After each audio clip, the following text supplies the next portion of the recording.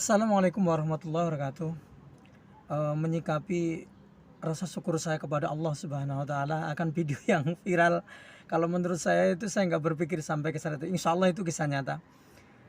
Tetapi banyak ya di antara respon-respon para teman-teman yang mengatakan, "Ustadz, saya sering ditabrak kok belum juga sukses," gitu kan dan sebagainya. Begini caranya, kalau kita bicara kesedihan ya, saya sudah melewati itu. Coba teman-teman bayangin, anak 13 tahun jadi anak jalanan.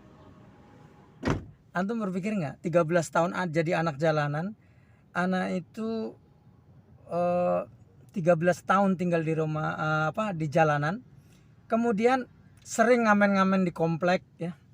Bahkan kalau antum tuh tanya, Ustadz Rojikin itu di komplek perumahan Cendana, Ustadz Rojikin itu ini, tanya dulunya siapa? Pasti orang itu jawab, baik satpamnya atau orang kompleknya mengatakan pengamen. Bahkan saya di situ saat itu nggak dipanggil Ustadz, cuman dibilang Mas. Saya juga nggak ngiler ya dipanggil Ustadz, karena buat saya dipanggil Mas, Abang, Bapak nggak ada masalah. Yang penting kita jangan alergi aja kalau nggak dipanggil Ustadz, nggak nengok, itu yang jadi masalah. Saya pernah protes sampai bilang gini, kenapa saya dipanggil Ustadz? Bukankah saya dulu itu bukan siapa-siapa?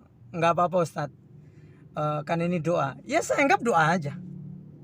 Coba antum bayangin ya, pernah jadi pengamen, terus pernah ngamen-ngamen di komplek, 13 tahun jadi anak jalanan, bukan cukup waktu yang singkat itu. Tapi dalam jalanan saya berdoa. Tapi barokahnya apa? Setelah di jalanan itu saya banyak bertemu dengan orang-orang yang saleh. Ketika saya butuh pegangan, ketika di jalanan waktu saya luang banyak untuk ngaji, saya bertemu dengan seorang syekh, dia mengajari saya ruqyah, dia mengajari saya bahasa Arab, dia mengajari banyak kitab dan sebagainya. Sampai saya mengatakan, guru saya mengatakan, jadilah nanti kan antum itu jadi seorang ustadz yang jangan disayang manusia, tapi cukup disayang sama Allah. Ngajarin satu orang sama 1000 itu sama aja. Justru lebih baik ngajarin satu orang, kalau ikhlas yang diajarin, antum ikhlas karena Allah, itu lebih baik daripada 1000 mungkin 1.000.000 umat tetapi antum hanya riya. Bukankah orang yang riya cuman tempatnya di neraka? Oke, kita kembali kepada tema. Saya ingin menguatkan teman-teman saja. Saya dulu pernah, mohon maaf ya, pernah mengalami sulit yang luar biasa. Bahkan istri saya hamil itu, anak saya yang pertama, dia pernah mengatakan kepada saya, waktu itu manggilnya masih ayah, ayah tolong saya belikan es mambo. Antum tahu es mambo? Es itu yang disedot itu harganya saat itu 100 perak yang gambarnya gunung. Nggak kebeli ya, teman-teman, nggak kebeli.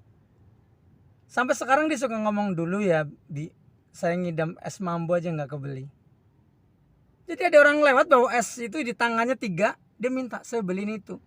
Saya bilang,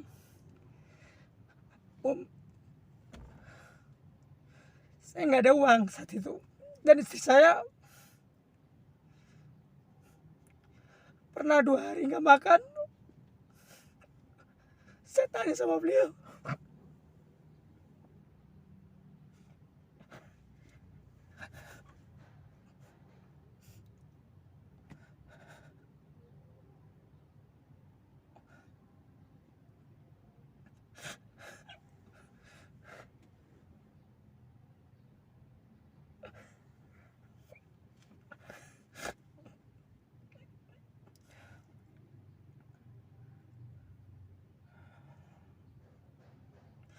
apa kamu nggak lapar? Istri saya menjawab saat itu, lapar mas, cuman kan nggak ada yang dimakan. Kemudian saya keluar, yang penting saya harus punya uang, entah itu jadi apa saja. Saya bertemu dengan seorang pengamen.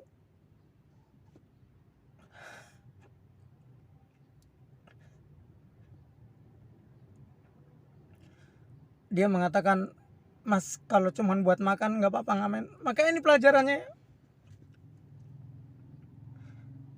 jangan menghina.